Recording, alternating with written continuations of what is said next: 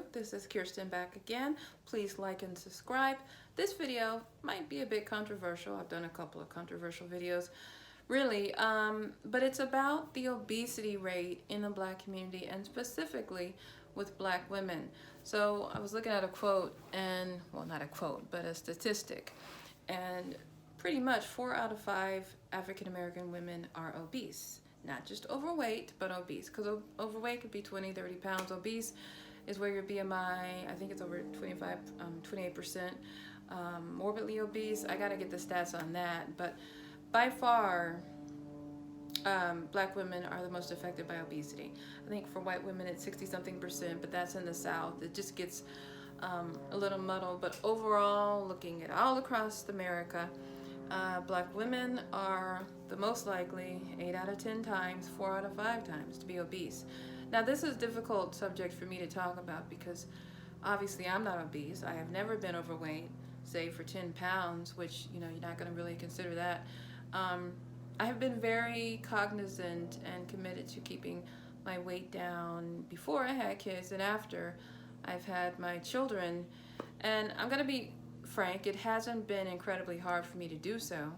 I've always been on a thinner frame, but I do have friends, Black and white and Asian, that are overweight, and particularly to Black females, there are some reasons, there are many reasons why we are the most likely to be overweight. I mean, it's explained. It's not some kind of phenomenon that doesn't make sense. If you look at history, and I did a video on unprotected, neglected, and disrespected. It all ties in together, right? So if you're not getting the kind of care that as humans we really all need, what's that gonna do to you is lead to some low self-esteem.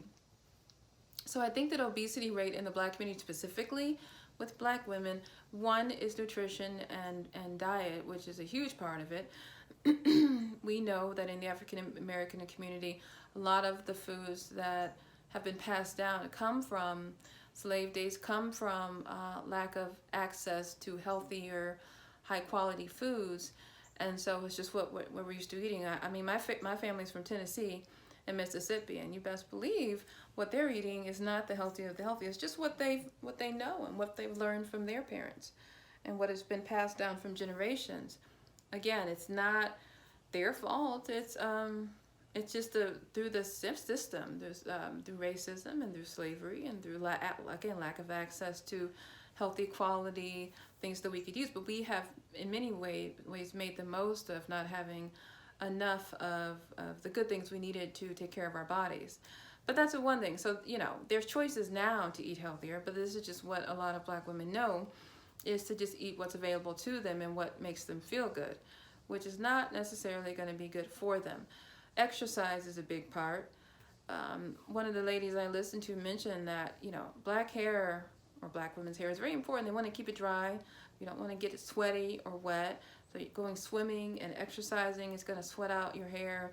It's going to, mess up the dew, cause some, it's just not going to look the way that you want it to. And I'm familiar with this. I know this. So a lot of Black women don't exercise as much as they could have because of that.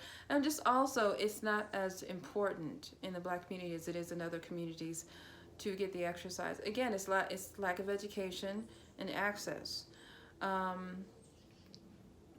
It's different for Black men because of sports and athletics and all of that stuff. But Black women's bodies are more likely to be bigger anyway because we're the child bearers. So yes, fitness, exercise, diet, and nutrition is a huge part of it. Culturally, of course, it is much more accepted for Black women to be big than Asian and white women to be bigger. The men of our race are much more open to dating, marrying bigger women. Again, it's how big becomes the question, and when does it become unhealthy? Well, when it's obese, when your BMI is too high, is when it becomes a problem. I think that all these things go back to one core problem, which I mentioned in the beginning, which is mental health, which is depression, which is anxiety, which is a lack of self-esteem.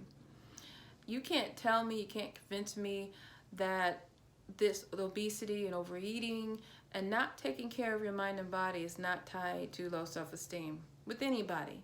Specifically with Black women, because we have not been protected, respected, or attended to the way that we should have, it has led to generations of Black women feeling the need to be stronger and take care of everybody around them instead of themselves. And so they don't get to value themselves as much as they could and should. And as a result, they let their body go.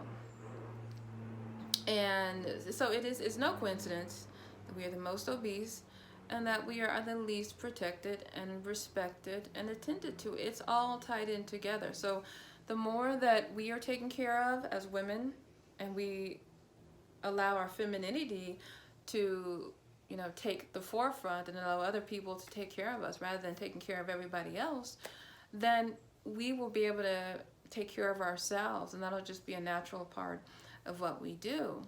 Weight will come off. Fitness will be just a part of our regular routine. Eating better, because you want to feed your body things that are going to be good for you. If you're feeling good about yourself, if you don't love yourself enough, it's not going to be that important how you eat, if you get exercise, and how you look in terms of your weight. I mean, there's a lot of misconceptions that, as long as you have nice clothes and your hair is good, it doesn't really matter how big you are. That's not true. Everything should work together. Your body is as important as everything else going on. I mean, I think it's most important, which is why I have made that most important. People would say I'm a simple dresser. I'm fine with that. I don't care. I'm healthy. That's really what matters to me the most, is being healthy for myself and for my mate, and to live a long life because I care about myself. And so it is a sensitive subject. I do talk to my Black female friends who are overweight about this a little bit. It's a subject that is definitely have to tread lightly with them. And if they tell me they don't want to talk to me, it's fine. They know I don't truly get it. I mean, I'm telling you, I understand the reasons, but I don't truly get the struggle. I don't. And I am committed to never really having that struggle. So we all have our different things that are difficult for us. I struggle in ways that my overweight friends do not struggle, and vice versa. So all I can do is be a support for them and anybody out there who needs it.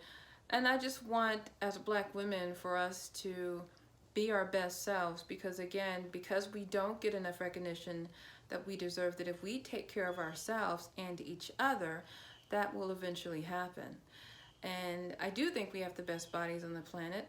If we were the fittest that we could be, we'd be winning in all areas of life. I do think that taking care of our bodies and our minds is the core to all of this. Unfortunately, a lot of that is not tangible. It's not things you can physically, address. Some of it is just a mental shift in your mind that has to take place once you decide to take care of yourself better.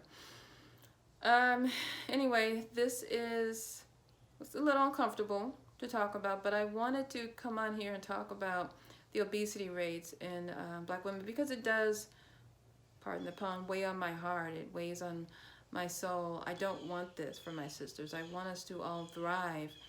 And one of the biggest parts is to be as fit as we can be within our bodies and in our mind. Okay, till the next time, life is now.